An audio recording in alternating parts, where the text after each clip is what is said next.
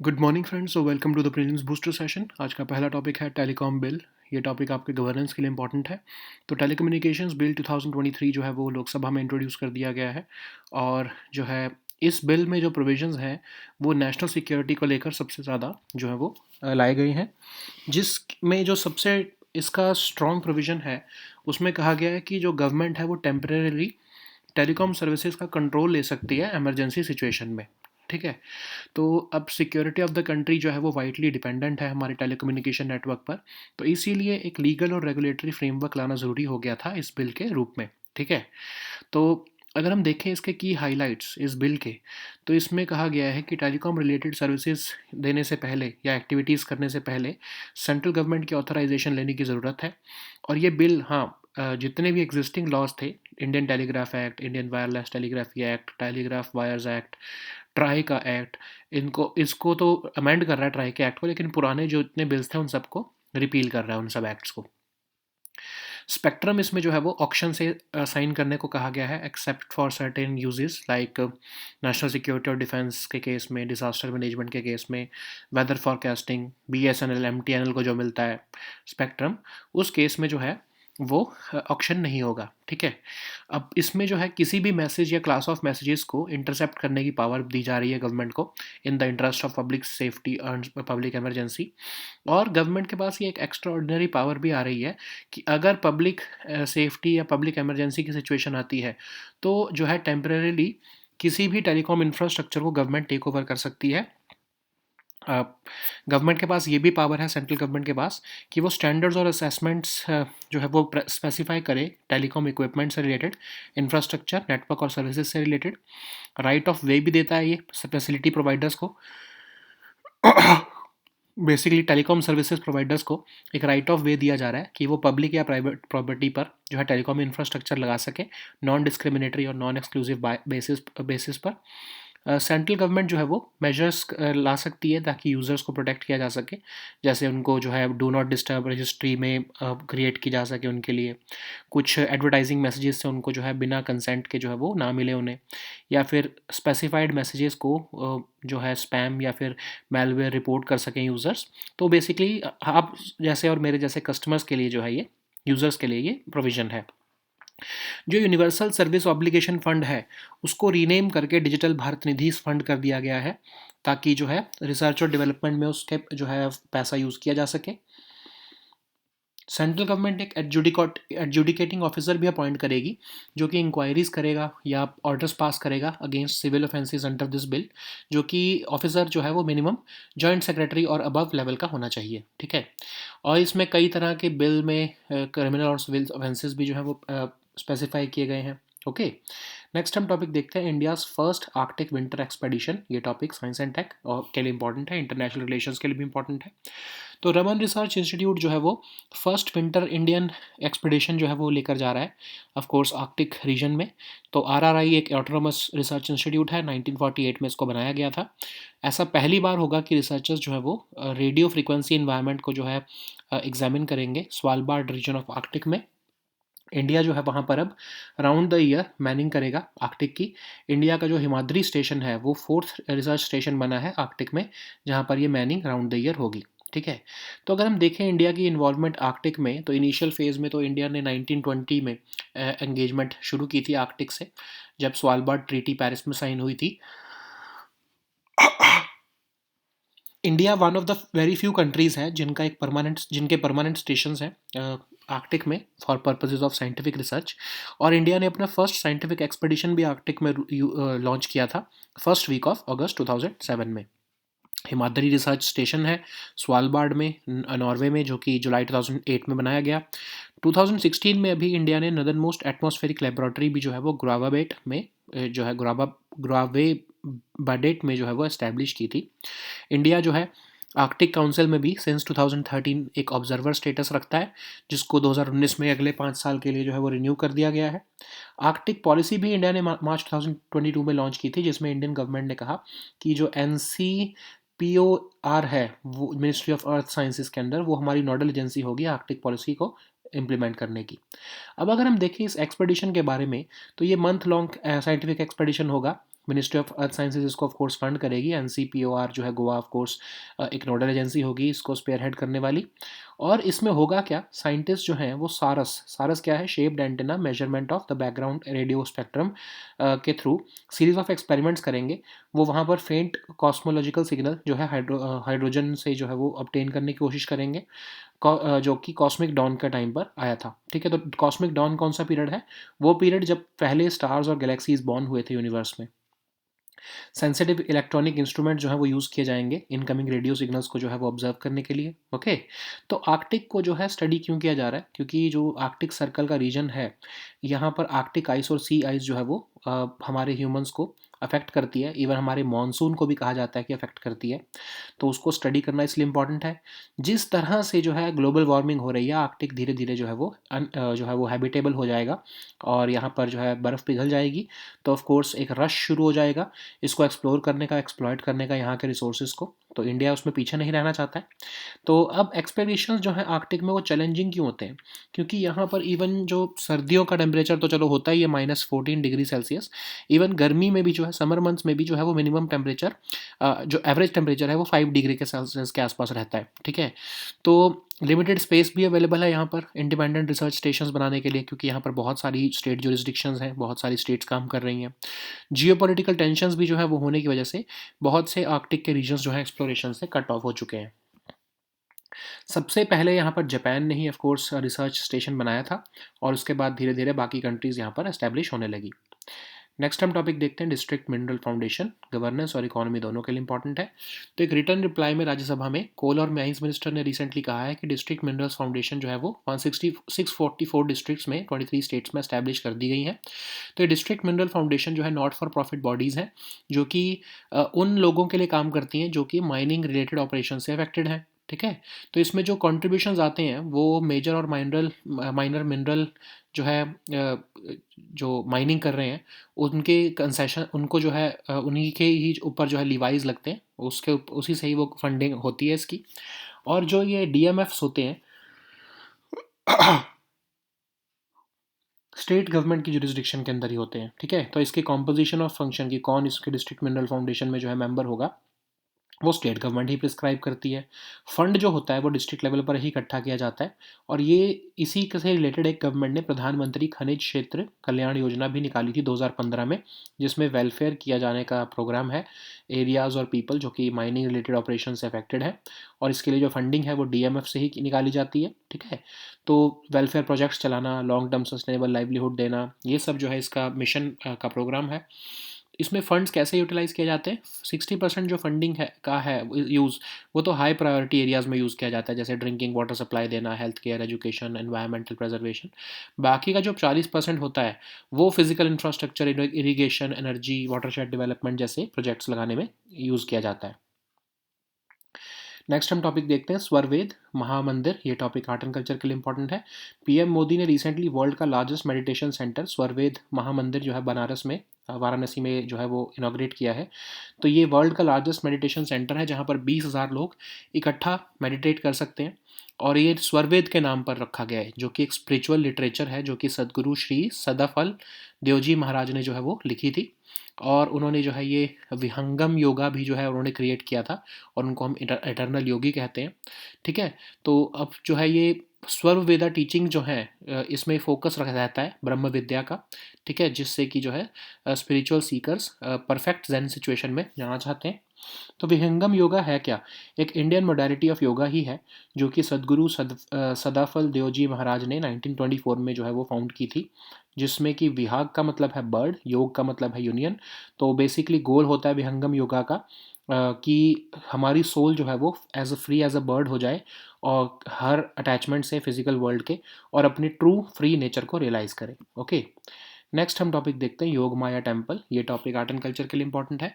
तो योग माया टेम्पल एक historically important monument जो है, जो कि एंशंट टेम्पल की साइट पर लोकेटेड है। एक ये जो है कहा जा रहा है कि ये महाभारत के टाइम का ही ये टेम्पल है।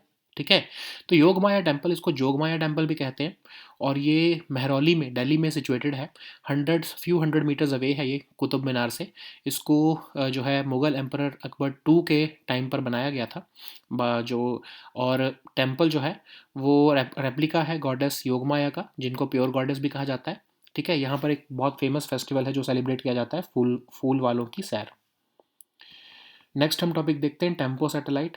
ये टॉपिक आपके साइंस एंड टेक के लिए इंपॉर्टेंट है और इन्वायरमेंट के लिए भी इंपॉर्टेंट है।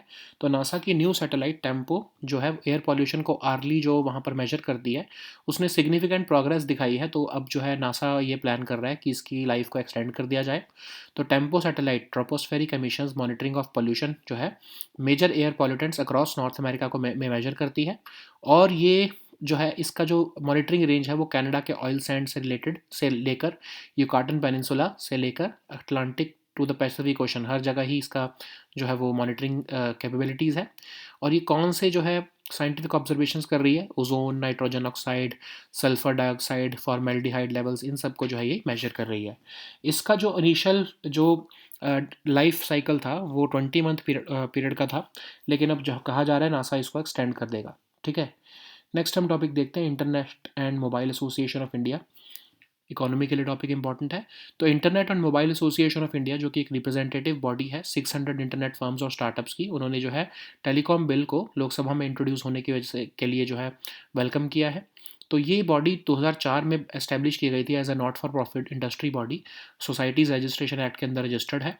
कंट्री की अकेली ऑर्गेनाइजेशन है जो कि डिजिटल सर्विसेज इंडस्ट्री को दिखा रही है, जिसमें लगभग 500 इंडियन और मल्टीनेशनल कंपनीज एज मेंबर्स हैं। मैंडेट इसका ये है कि ऑनलाइन और mobile value added services sectors को जो है एनहेंस करना, एक्सपैंड करना। और ये एडवोकेट करते हैं फ्री और fair competition, progressive laws for telecom industry, equitable access, best quality of services to consumers और सेफ और secure internet for users. Okay. Next हम टॉपिक देखते हैं World Bank's migration and development brief. ये topic भी आपके economy के लिए इंपॉर्टेंट है। तो वर्ल्ड बैंक के लेटेस्ट माइग्रेशन और डेवलपमेंट ब्रीफ जो है उसमें कहा गया है कि इंडिया जो है टॉप रेमिटेंस रेसिपिएंट कंट्री बना है 2023 में। तो ये वर्ल्ड बैंक माइग्रेशन और डेवलपमेंट ब्रीफ जो है, ये migration and remittances unit development economics जो है वर्ल्ड बैंक की एक आर्म, वही ये रिपोर्ट बनाती है। 2 साल में आई एम सॉरी 1 साल में 2 बार ये रिपोर्ट जो है बनाई जाती है। हमको ये की डेवलपमेंट जो हो जितनी हो रही हैं उसके ऊपर अपडेट देती है इन एरियाज ऑफ माइग्रेशन और रेमिटेंस फ्लोज। तो इस हाईलाइट जो अगर हम देखें इस साल के रिपोर्ट की, तो इसमें top 5 remittance recipient countries India, Mexico, China, Philippines और इजिप्ट हैं। यूएस जो है सबसे ज़्यादा वहाँ से रेमिटेंसेस गए हैं। ओके। नेक्स्ट हम टॉपिक देखते हैं national geo science data repository portal. ये टॉपिक गवर्नेंस के लिए इंपॉर्टेंट है। यूनियन मिनिस्ट्री ऑफ माइंस जो है वो उन्होंने national geo science data repository portal जो है वो लॉन्च किया है दिल्ली में। तो ये कॉम्प्रिहेंसिव ऑनलाइन पोर्टल है जिसमें एक्सेसिंग, शेयरिंग और एनालाइजिंग की जा सकेगी जियो स्पेशल इन्फॉर्मेशन अक्रॉस इंडिया की। तो जियोलॉजिकल सर्वे ऑफ इंडिया जो है उसने इस प्रोग्राम को चलाया है Bhaskaracharya institute of space applications and geo informatics के साथ मिलकर। और इसका जो है अगर हम देखें तो ये एक सिग्निफिकेंट लीप फॉरवर्ड दिखा रही है डेमोक्रेटाइज करने को क्रिटिकल जियो साइंस डेटा को। ठीक है।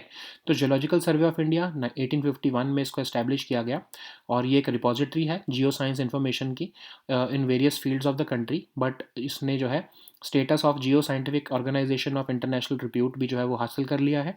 और ये नेशनल जियो साइंटिफिक इन्फॉर्मेशन और मिनरल रिसोर्स असेसमेंट को क्रिएट और अपडेट करने का इसका मेन फंक्शन है। और ये एक अटैच्ड ऑफिस है मिनिस्ट्री ऑफ माइंस का, और ये कोलकाता में हेडक्वार्टर्ड है। ठीक है।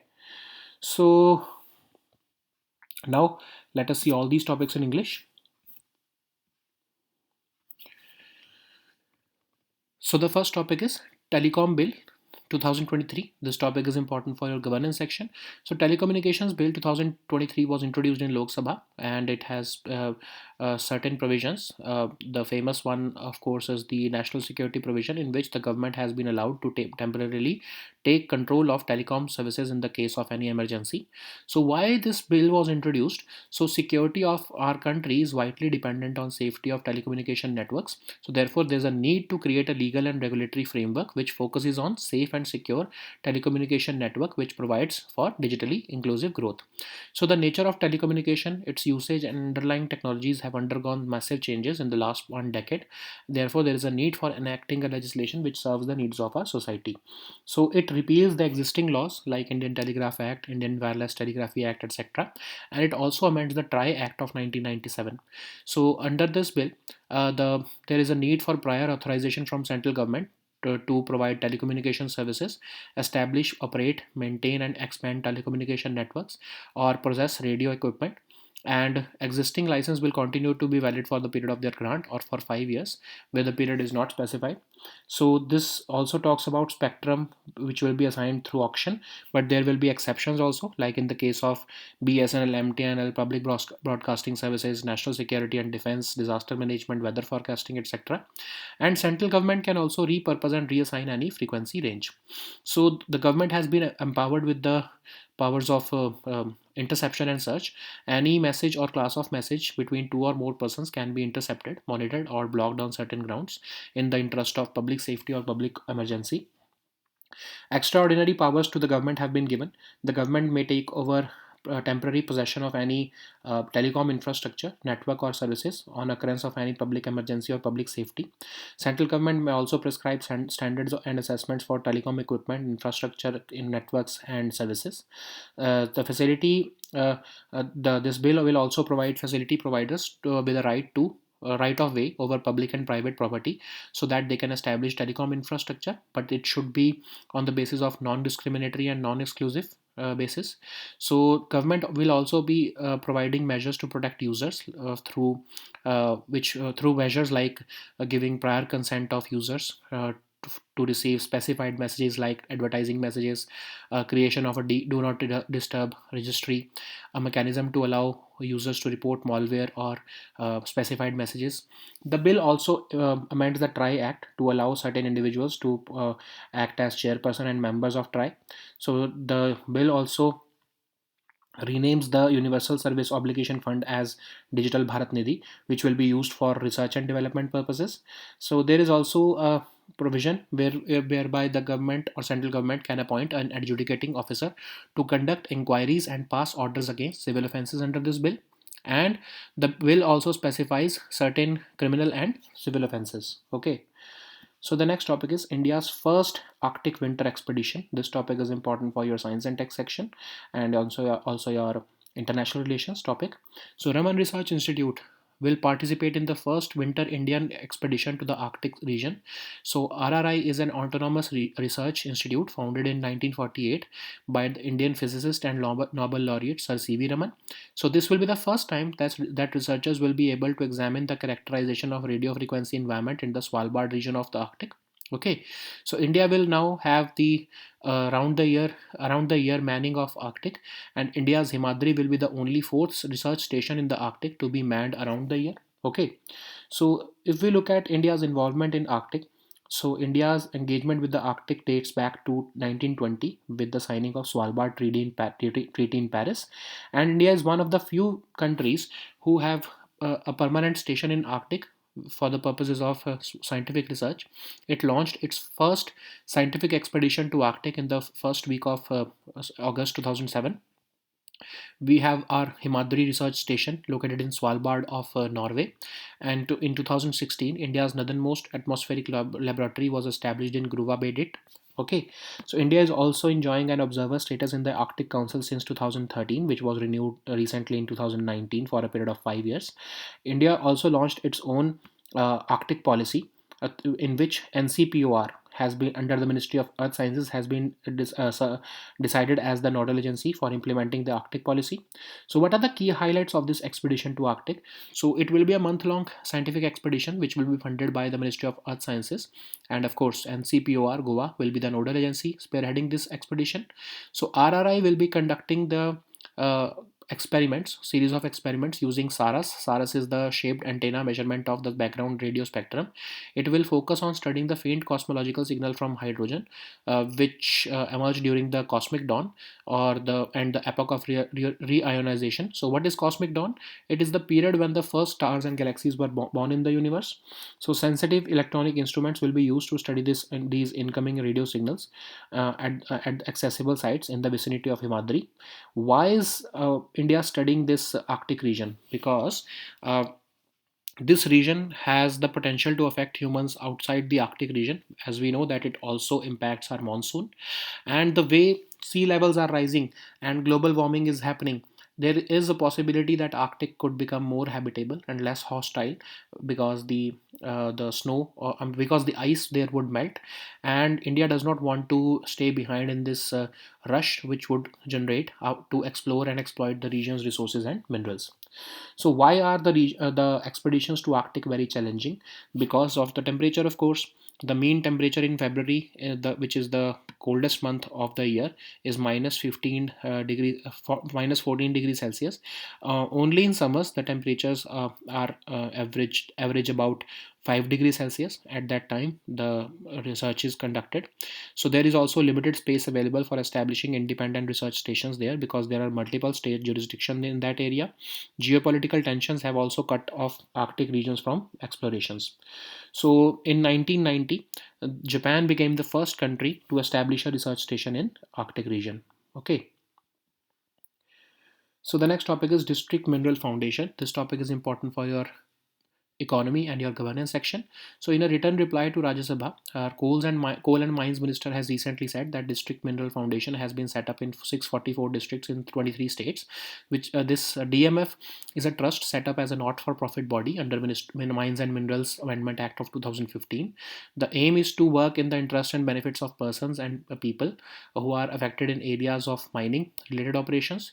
It is funded through the contributions from holders of major and minor mineral concessions in that district. So operation of DMF falls under the jurisdiction of the relevant state government, and the composition and function of this DMF is also decided or prescribed by the state government. Okay, so fund for this DMF is collected at the district level. Government also launched this scheme called Pradhan Mantri Khanij Kshetra Kalyan Yojana, which was launched by Ministry of Mines in 2015 for the welfare of areas and people affected by mining related operations using the funds generated by these same DMFs. The aim was to implement several developmental and welfare projects in these mining affected areas and to ensure long-term sustainable livelihoods for the affected people in these mining areas. So how these funds are used: at least 60% of the funds are used for high priority areas like drinking water supply, healthcare, education, environment preservation, etc., while the 40% of the funds are used for other priority areas like physical infrastructure, irrigation, energy, and watershed development. Okay, so the next topic is Swarvved Mahamandir. This topic is important for your art and culture section. So Prime Minister Modi has inaugurated the world's largest meditation center, Swarvved Mahamandir in Varanasi. It is the world's largest meditation center where 20,000 people would be able to sit together and meditate.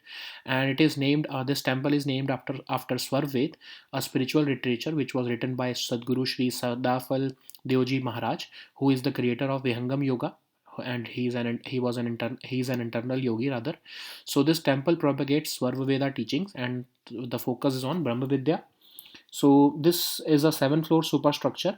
But anyways, what is Vihangam Yoga? It is an Indian modality of yoga which was founded by Sadguru Sadafal Deoji Maharaj in 1924, and the name is composed of two words. Vihag, which means bird, and yog means union. So this name symbolizes the idea that a bird leaves the earth and flies high and free in the sky. Similarly, through Vihangam Yoga, our soul will be free from the attachment of the physical world and realize its true free nature. Okay. So the next topic is Yogmaya Temple. This topic is again important for your art and culture section. Yogmaya Temple is a historically important monument which is believed to be standing at the site of an ancient temple, and it is said to have come up during the period of Mahabharat. Yogmaya Temple is also known as the Jogmaya Temple, and it is an ancient Hindu shrine situated in the heart of Mehrauli, Delhi, which is about few hundred meters away from famous Qutub Minar. It was built by a noble in the court of Mughal Emperor Akbar II between the periods of 1806 and 1837. This temple has a replica of goddess Yogmaya, also called pure goddess. The most famous festival celebrated in this temple is the Phul Walon ki Sair. So the next topic is Tempo satellite. This topic is important for your science and tech and your environment section. So NASA's new satellite Tempo measures air pollution hourly, and it has shown significant progress. That's why NASA is thinking about extending its life. So TEMPO stands for Tropospheric Emissions Monitoring of Air Pollution, and it monitors major air pollutants across North American region. Its monitoring range extends from Canada's oil sands to Yucatan Peninsula and across the Atlantic to the Pacific Ocean also. So it makes important scientific observations, including that of ozone, nitrogen oxide, sulfur dioxide, and formaldehyde levels. It was designed for a 20-month operation, but now NASA is contemplating extending its life cycle. Okay. So the next topic is Internet and Mobile Association of India. This topic is important for your economy section. So Internet and Mobile Association of India, which is the representative body of nearly 600 internet firms and startups, have recently welcomed the introduction of telecom bill in Lok Sabha, and this bill, the IAMI, was established in 2004 as a not-for-profit industry body registered under the Societies Registration Act of 1860, and it is the country's only organization representing the digital services industry. And the aim is to enhance the online and mobile value-added services sector, and it also advocates free and fair competition, progressive laws for the sector, and supporting equitable access, best quality of services to the consumers, and a safe and secure internet for users. So the next topic is World Bank's Migration and Development Brief. This topic is important for your economy section. So World Bank's latest Migration and Development Brief has highlighted India's significant position as the top remittance recipient. So who prepares this report? Migration and Remittances Unit of Development Economics, which is the premier research and data arm of World Bank, prepares this report. This brief is produced twice a year, and this aim of this brief is to provide an update on key developments in the area of migration and remittance flows and related policies over the past 6 months. So, as per the recent report, the top five remittance recipient countries in 2023 are India, Mexico, China, Philippines, and Egypt. And of course, US is the largest source of these remittances. Okay. So the next topic is National Geoscience Data Repository Portal. This topic is important for your governance section. So Union Ministry of Mines has launched this National Geoscience Data Repository Portal, which is basically basically a comprehensive online platform meant for accessing, sharing, and analyzing geospatial information across India. This initiative has been spearheaded by Geological Survey of India in partnership with Bhaskaracharya Institute of Space Applications and Geoinformatics. So this represents a significant leap in democratizing critical geoscience data, empowering stakeholders across industry and academia with unprecedented access to invaluable resources. So, what is Geological Survey of India? It was set up in 1851 to find coal deposits for the railways, but over the years, it has grown into a repository of geoscience information required in various fields across the country. And it has also attained the status of a geoscientific organization of international repute. The main functions of Geological Survey of India relate to creating and updating of national geoscientific information and mineral resource assessment. It is as an attached office of the Ministry of Mines, and its headquarters is located in Kolkata. Okay, it also has certain regional offices also. So these were our topics for today. We'll meet next time with new topics. Until then, goodbye and take care.